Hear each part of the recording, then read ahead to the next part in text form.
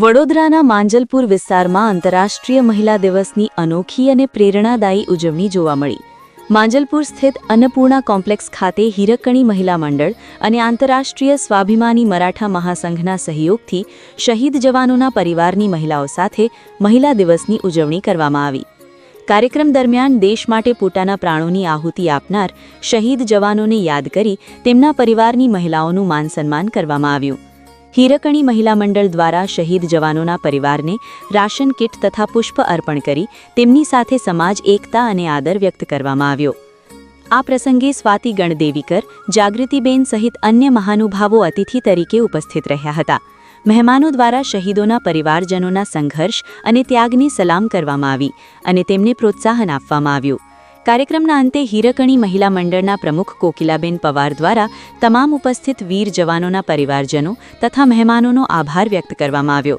આ કાર્યક્રમ દ્વારા મહિલા શક્તિ સાથે સાથે શહીદોના બલિદાનને નમન કરવાનો સંદેશ આપવામાં આવ્યો. આની અંદર જે શહીદ થાય છે આ ઘરની મહિલાઓને કેમ આપણે આજના દિવસે નહીં બોલાવીએ અને એમની સાથે, તમારી સાથે, તમે અમારો પરિવાર છો કે જે બોર્ડર ઉપર રક્ષા કરે છે, તમારા ઘરના ભાઈઓ એ અમારી રક્ષા કરે છે. નમસ્કાર, હું સ્વાતિ ગણદેવીકર અને હું ખૂબ ખૂબ આભારી છું કે આજે વુમન્સ ડેના દિવસે નારી શક્તિ જે છે એનું સન્માન કરવા માટે હીરકણી મહિલા મંડળ તેમજ કોકિલાબેન પવાર તાઈ જેમણે મને અહીંયા બોલાવ્યું અને મને આ સદભાગ્ય આપ્યું કે હું બધાની સાથે આ દિવસને શેર કરી શકું, એક ઉજવણી કરી શકું, એના માટે હું ખૂબ ખૂબ આભારી છું.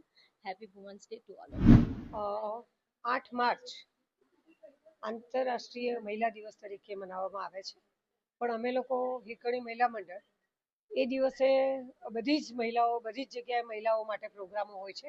એ માટે અમે લોકો બિફોર વુમન્સ ડે મનાવી લેતા હોય છે.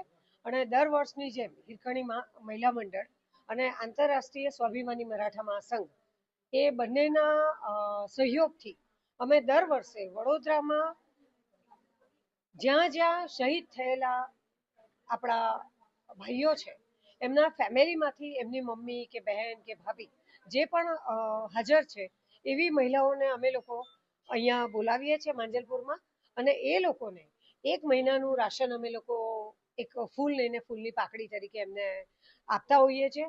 અને આંતરરાષ્ટ્રીય વુમન્સ ડેની જે એ લોકોને શુભકામનાઓ પાઠવતા હોય છે. અને કેમ નહીં, આ મહિલાઓ માટે આપણે એમને એક દિવસ માન સન્માન આપીએ, આ મહિલાઓને ખોજીએ અને એ લોકોને પણ આપણે આવી રીતના એક દિવસ બહાર બોલાવીએ અને એમને પણ આપણે ખુશીઓ આપીએ. કારણ કે આપણે તો રોજબરોજ 8મી માર્ચ મનાવવાના છે અને 8મી માર્ચના દિવસે દરેક જગ્યાએ કંઈક ને કંઈક પ્રોગ્રામો થતા હોય છે. અને આ મહિલાઓને કોણ બોલાવતું હશે, ક્યાં જતા હશે અને એ લોકો કેવી રીતના વુમન્સ ડે મનાવતા હશે, તો એનો મને વિચાર આવ્યો. અને છેલ્લા ઘણાય વર્ષોથી અમે લોકો હીરકણી મહિલા મંડળની બહેનો આવી રીતના અમે લોકો એક હેતલબેન પવાર કરીને છે, આપ જાણતા જશો, દીપક ફલટણકર કરીને જે છે આપણા શહીદ, અને આરિફ મોહમ્મદ પઠાણ એમના મમ્મી દર વર્ષે આપણે ત્યાં આવે છે. અને અમે લોકો બહુ જ આમ અભિમાન, એક પ્રાઉડ ફીલ થાય છે અમને લોકોને કે આ મહિલાઓ હંમેશા આવે છે. એ લોકો રાહ પણ જોતી હોય છે કે હીરકણી મહિલા મંડળમાં આપણે વુમન્સ ડે મનાવવા જવાનું.